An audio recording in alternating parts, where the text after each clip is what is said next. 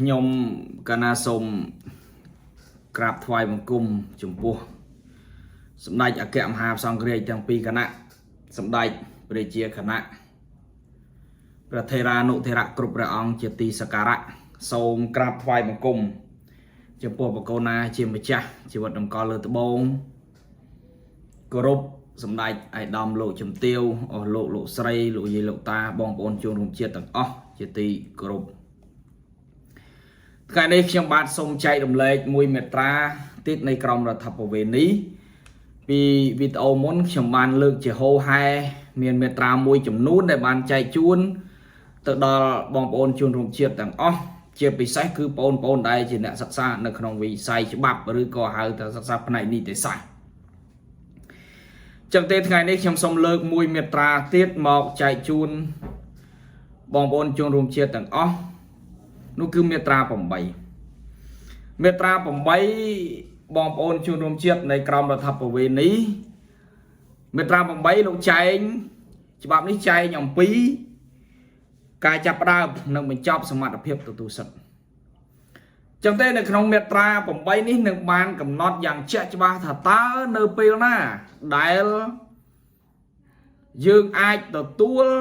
បាននូវសិទ្ធិហើយពេលណាដែលយើងត្រូវបានបញ្ចប់នៅសិទ្ធិរបស់យើងនោះចឹងទេនៅក្នុងក្រមរដ្ឋបវេណីមេត្រា8នេះបានចែងថាមេត្រា8ពេលចាប់ផ្ដើមនិងពេលបញ្ចប់សមត្ថភាពទទួលសិទ្ធិរូបវន្តបុគ្គលម្នាក់មានសមត្ថភាពទទួលសិទ្ធិនៅពេលចាប់កំណើតហើយបាត់បង់អស់នៅសមត្ថភាពទទួលសិទ្ធិនេះនៅពេលទទួលមរណភាពចឹងតែគ្រប់រូបវន្តបុគ្គលទាំងអស់ពុកម៉ែបងប្អូនណាបានដឹងហើយរូបវន្តបុគ្គលខ្ញុំបានលើកយកពីមេត្រាមុនមកនិយាយរូបវន្តបុគ្គលនិយាយខ្លីស្រួលត្រាប់ទៅគឺជាមនុស្សចឹងគ្រប់រូបវន្តបុគ្គលទាំងអស់ដែលត្រូវបានទទួលសិទ្ធិនៃការការពារដោយច្បាប់នៅពេលដែលរូបវន្តបុគ្គលឬក៏មនុស្សឬក៏ពលរដ្ឋទាំងអស់បងប្អូនទាំងអស់នោះទទួលបានពេលដែលបងប្អូនចាប់កំណើតមកពេលដែលបងប្អូនចាប់កំណើតកើតមកចាប់ផ្ដើមមានច្បាប់យើងទទួលស្គាល់ចាប់ផ្ដើមច្បាប់ទទួលស្គាល់ច្បាប់ទទួលស្គាល់មានសិទ្ធិរស់រានមានជីវិតមានសិទ្ធិតែច្បាប់ផ្ដល់ឲ្យជាហោហែមកចឹងទេនៅពេលដែលយើងកើតមកនេះគឺយើងទទួលបានហើយគឺយើងទទួលបានសិទ្ធិការពារដែលកើតចេញអំពីច្បាប់របស់យើងសិទ្ធិមានច្រើនសិទ្ធិទទួលបានការអប់រំសិទ្ធិទទួលបានចូលរួមជីវភាពសិទ្ធិទទួលបានឋានៈស្មើគ្នានៅក្នុងសង្គមសិទ្ធិទទួលបានការការពារដោយច្បាប់មានច្រើនពុកម៉ែបងប្អូនប្រភេទនៃសិទ្ធិនៃការការពារមានលម្អិតច្រើនអញ្ចឹងខ្ញុំនិយាយជាត្រួសទេហើយបាត់បង់សិទ្ធិទៅវិញនៅពេលដែលទទួលមរណភាពអញ្ចឹងនៅពេលដែលរូបវន្តបុគ្គលបានទទួលមរណភាពគាត់អស់សិទ្ធិហើយបានទទួលមរណភាពហើយអស់សិទ្ធិហើយបើយើងនិយាយខ្លីសួរស្ដាប់ថាមានសិទ្ធិអីទៀតបើគាត់ទទួលមរណភាពហើយទោះបីជាគាត់ជាជនត្រូវចោទឧទាហរណ៍ជនត្រូវចោទជនជាប់ចោទឬក៏ជាទណ្ឌិតក្តីនៅពេលដែល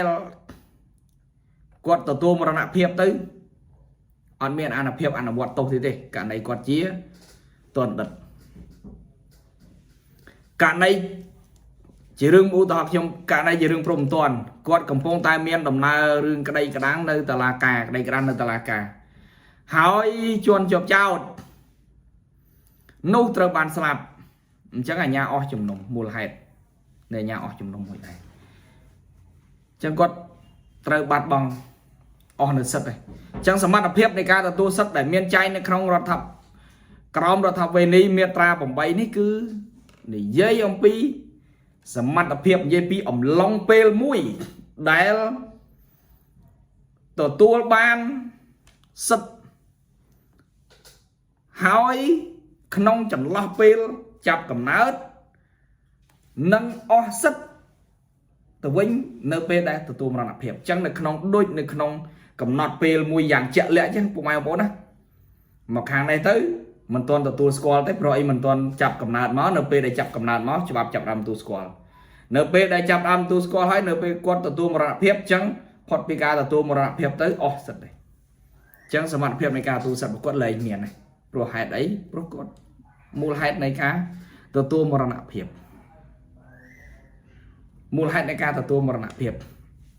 จำเป็นในขนมเมตรานี้โดยเชี่ยวเหมือนเมียนไอ้ซ้ำย้ำมันประมาณนั้นนะเมตราในเงี้ยสู้นะก่อนจะจำท่าได้ไอ้ตัวสัตว์สมรรถเพียบในการตัวสัตว์กรุ๊ปรูปวันบุคคลต่างอ๋อเมียนสมรรถเพียบตัวสัตว์ในเป็นในครูมันจับกำเนิดหายอ๋อในสัตว์